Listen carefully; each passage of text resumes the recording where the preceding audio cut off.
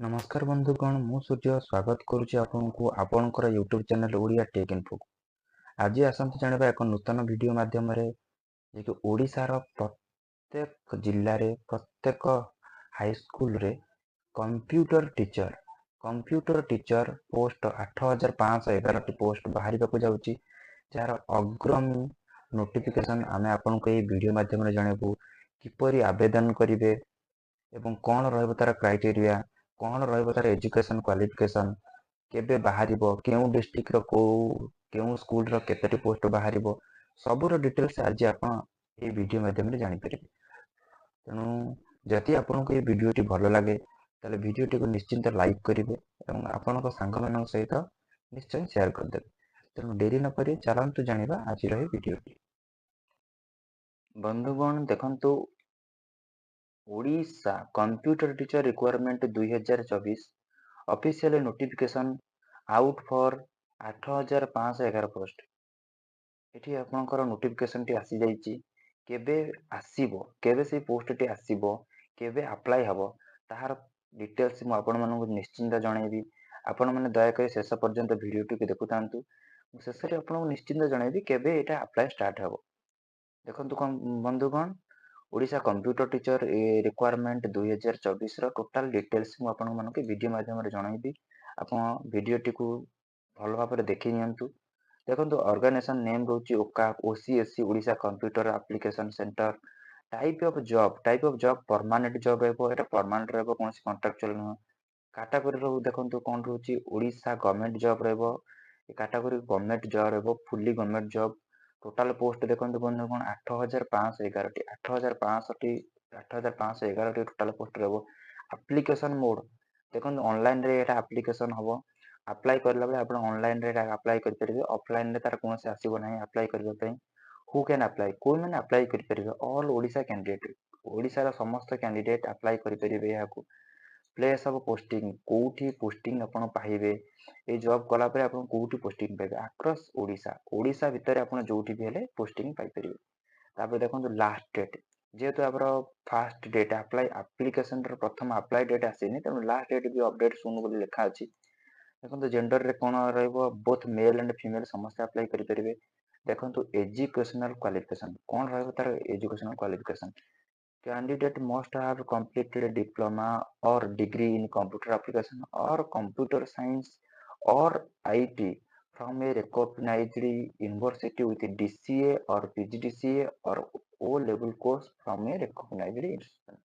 आपण देखंतु आपण जे कोनसी कंप्यूटर कोर्स करथिबा दरकार एवं से रिकॉग्नाइज्ड होइतिबा दरकार ओ डीसीए हेताबो पीजीडीसीए हेताबो जार हेताबो प्रेफरेंस का को देजबो। देखंतु preference will be given to IT related activities experience candidate. देखो जो माने कंप्यूटर रे जार एक्सपीरियंस थिबो कोडे आप काम करथिबे तांको एक्सपीरियंस थिबो से मानको आगे प्रेफरेंस देजो। फॉर मोर इन्फॉर्मेशन आपनको मु ए जो पीडीएफ टी आपनको देई देबी डिस्क्रिप्शन रे आपनको देई देबी को स्कूल पई ओडिसा रा को जिल्ला रा को स्कूल पई पोस्ट सब बाहर छि ताको आपण ए डिस्क्रिप्शन रे वीडियो रा डिस्क्रिप्शन रे दे देबी आपण सेठी पीडीएफ डाउनलोड करके मते देख परिबे। डाटा एंट्री वर्क देखंतु जॉब रोल कोन रहबो data entry work at school level रहबो। Manage operator assist in the smart classroom रे आपण ए काम कर परिबे। Maintenance and upkeep of all IT requirement in school आपण आज स्कूल रो जो सब आईटी रिक्वायरमेंट अछि ताको सब मेंटेनेंस एंड अपकीप करिवे। In other work and other work computer authority रो जहां अदर वर्क रहबो। एते देखंतु बंधुगण एज लिमिट कोन अछि एते बयस सीमा कोन रहबो आज पर नोटिफिकेशन एज लिमिट आज ऑन डेट ऑफ इंटरव्यू भितरे जेबे इंटरव्यू हबो तार मिनिमम एज आपन को से तले 20 वर्ष हेतु दरकार मैक्सिमम एज 38 वर्ष 38 हेतु दरकार। एज रिलैक्सन आज पर गवर्नमेंट रूल जेतेबेले एज रिलैक्सन कथा उठिबो जो मानकर एससी एसटी बा ओबीसी कैंडिडेट एससीबीसी कैंडिडेट जो मानकर एज रिलैक्सन कथा उठिबो से मानकर एज रिलैक्सन केमिति हबो गवर्नमेंट रूल हिसाब रे जेमिति एज रिलैक्सन हुए देखो फॉर ओबीसी स्टूडेंट पे 3 वर्ष एससी एसटी पीडब्ल्यू पे 5 वर्ष एक्स सर्विसमैन पे 5 वर्ष पीडब्ल्यूडी पे हैंडीकैप बा एससी एसटी पे 15 वर्ष जो माने पीडब्ल्यूडी हेतिबे प्लस एससी एसटी हेतिबे से माने पे 15 वर्ष एज रिलैक्सन रहबो। तब सिलेक्शन प्रोसेस केमिति कोन रहबो सिलेक्शन प्रोसेस रहबो कोन फास्ट रिटन टेस्ट हबो रिटन टेस्ट पर आपन को प्रैक्टिकल टेस्ट करिया पड़ो तापर प्रैक्टिकल टेस्ट पर तापर डॉक्यूमेंट वेरिफिकेशन हो तापर बंधुगण सिलेबस कौन रहबो सिलेबस एठी कौन रहबो आपन देखंतु इंग्लिश पार्ट 1 से भली रहबो 50 टा क्वेश्चन रहबो 50 मार्क रे सिलेबस रहबो इंग्लिश रे आ से भली पार्ट 2 रे रहबो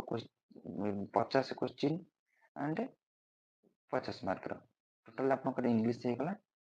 100 mark part 1 sorry English part 1 50 question 50 mark Odia part 2 50 question माने 50 मार्क ये हे गला टोटल 100 मार्क ये रहबो आपन को टोटल 2 घंटा रो समय 2 घंटा भितर 100 मार्क को कंप्लीट करिया पड़ो तापर बंधु कोन ये सरिला परे आपन कंप्यूटर टेस्ट हबो कंप्यूटर टेस्ट रे 80 टा क्वेश्चन रहबो 80 मार्क रहबो तापर रहबो जनरल स्टडीज रे 40 टा क्वेश्चन 40 मार्क सी मध्य रहबो ए जो 80 और 40 120 मार्क को 2 घंटा रहबो टोटल बंधु माने देखंतु सी 100 ये 120 टोटल 220 मार्क टाइम ड्यूरेशन आपन को 4 घंटा रहबो एई भलिया भाबरे आपन एग्जाम दे परिबे तापर एप्लीकेशन फी कोन रहबो एप्लीकेशन फी जेहेतु पर्यंत अप्लाई डेट आसीनी एप्लीकेशन फी मध्ये पर्यंत डिक्लेयर हेनी सब देखंतु जनरल पे अवेलेबल ईडब्ल्यू पे अवेलेबल सुन सब अवेलेबल सुन हे अछि तापर क्वालिफिकेशन ओडिसा कंप्यूटर टीचर पई अपन जो स्कूल रे जॉब करिवे तादरे अपन क्वालिफिकेशन कोन थिबा दरकार माने कंप्यूटर कोर्स तो थिबा मैंडेटरी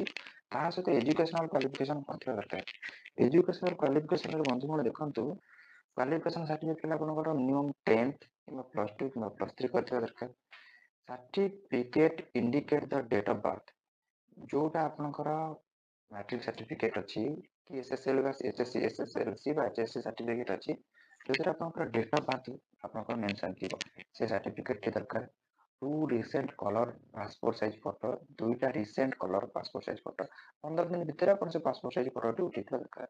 जो मनकर caste certificate SC ST OBC मनकर कास्ट सर्टिफिकेट दरकार जनरल मनकर तो दरकार नहीं जदि कार एक्सपीरियंस करथिबो ताले एक्सपीरियंस सर्टिफिकेट अपन प्रोवाइड करिवे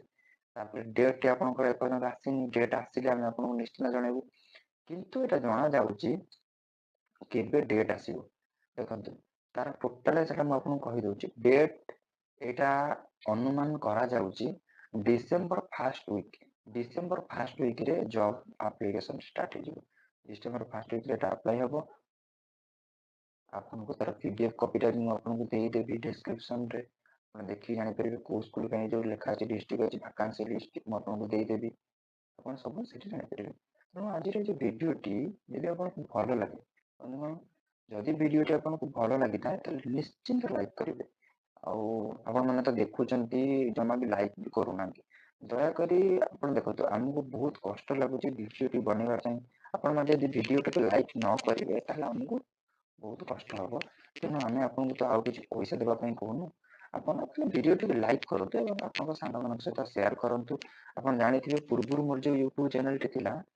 ସେଇଟା ମୋର କୌଣସି କାରଣବଶତଃ ଡିଲେଟ୍ ହେଇଗଲା ଯାହା ପାଇଁ ମୋର ବହୁତ ଅସୁବିଧା ହେଲା ଏବେ ଏଇଟା ଏକ ନୂଆ ଚ୍ୟାନେଲ ଖୋଲା ହେଇଛି ଆପଣମାନେ ପୂର୍ବ ଭଳି ପୁଣି ମୋତେ ସପୋର୍ଟ କରନ୍ତୁ ସବସ୍କ୍ରାଇବ କରନ୍ତୁ ଲାଇକ୍ କରନ୍ତୁ ସେୟାର କରନ୍ତୁ ଭିଡିଓଟିକୁ ଦେଖିଥିବାରୁ ଧନ୍ୟବାଦ ଆପଣଙ୍କ ଦିନଟି ମଙ୍ଗଳମୟ ହଉ ଜୟ ଜଗନ୍ନାଥ ରହିଲି ନମସ୍କାର